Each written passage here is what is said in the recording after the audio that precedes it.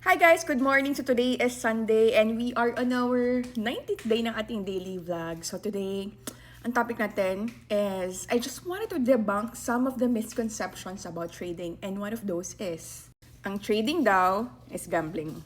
Ang trading daw is sugal. So let's start by, of course, defining ano bang sugal. Gambling is betting money on uncertain outcome. So gambling is purely based on chance. While on the other hand, ang trading naman is the act of buying and selling in financial markets using analysis, strategy, and risk management. In gambling, the longer you play, the more likely you lose. Kasi guys, kahit saan namang sugal, kahit saan namang casino, the house always wins. So mapa-casino yan o mapa-online casino yan, it is programmed to make you lose. But in trading, the more you practice, the more you learn, and the more consistent you become, and definitely could give you sustainable and consistent income. Kasi in gambling, wala kang control dyan. Once you bet, bahala na si Batman dyan. Kasi in trading, you can actually manage the risk by applying stop loss, by calculating the lot size. As long as you understand the risk-reward ratio, then most definitely you can control the risk.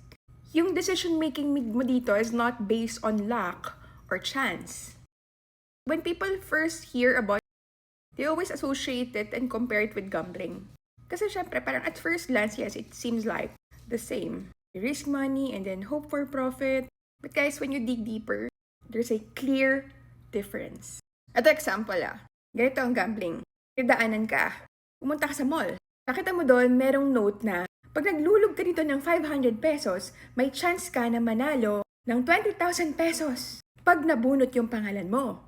Ngayon, ang naghulog doon ng 500 pesos is 10,000 tao. So out of 100% na chance, you have 1% na mabunot ang pangalan mo at manalo ka ng 20k out from your 500. Walang pattern, walang strategy, walang historical data, hindi mo alam. Ang bahala na sa swerte. So sa sugal, yung chance na mawala yung 500 pesos mo is mas malaki compared sa mabunot ka. Yun ang sugal. Pero sa trading, sample, pumunta ka ng mall.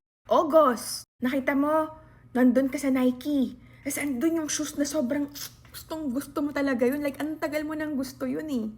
Tapos ngayon, titignan mo yung mga nangyari last year na parang, last year nag-sale to eh, nung Burr months, parang pag nagbe-Burr months, nag-sale to. So I think pag September, bababa yung presyo niya ng 10%.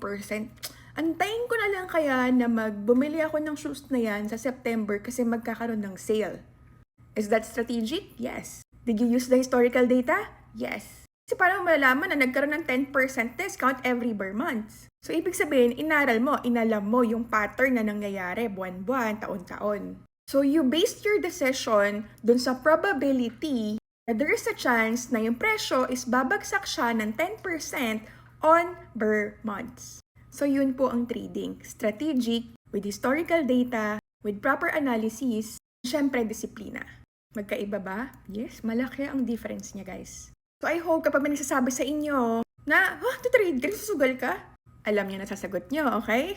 Kasi totoo lang, pag di mo alam ang isang bagay, ang daling sabihin ng bagay na isang sugal eh. Kasi the psychology behind it, we actually fear what we do not understand.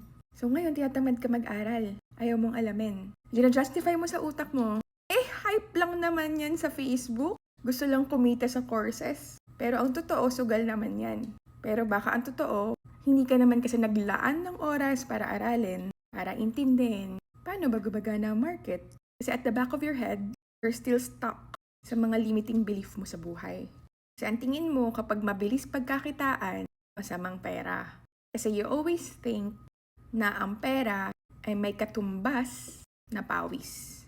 Pero sa totoo lang, nakikita nyo man ngayon na yung mga trader ay kumikita na ng malakihan. That is because dun sa mga araw, ginugol nila, iniyakan nila, kinastresan nila, nagsunog kilay sila, pinagpuyatan nila, sandamakmak na pag-aaral, ang binuhos muna bago sila makarating sa sitwasyon wherein kumikita na sila consistently from trading. Kasi buong ngayon ng mga sakripisyo nila Mga panahon, ikaw tulog, sila gising dahil nag-aaral. Kaya if nasa utak mo pa rin, mahirap kumita ng pera. Yes, mahirap kumita ng pera. Para dun sa mga taong hindi nagsakripisyo para matutunan kung paano gumawa ng pera. Galing sa pera at hindi sa pawis. Kaya sana alisin mo na sa utak mo kapag nakakita ka ng mabilisang kita, nagagalit ka. Bakit? Kasi hindi mo matanggap dahil taliwas siya dun sa belief system mo. So you may be seeing traders who are earning 6 digits in 1 hour. Pero guys, 5 years ang practice niyan. Ikaw, kailan ka magsisimula? Huwag kayo mag-focus sa resulta. Mag-focus kayo dun sa paghahanda, sa preparation na ginagawa ng mga traders bago marating nila yung time freedom at financial freedom. So, ayun lang guys. No gym for today. Rest muna. And see you all tomorrow. Have a happy Sunday.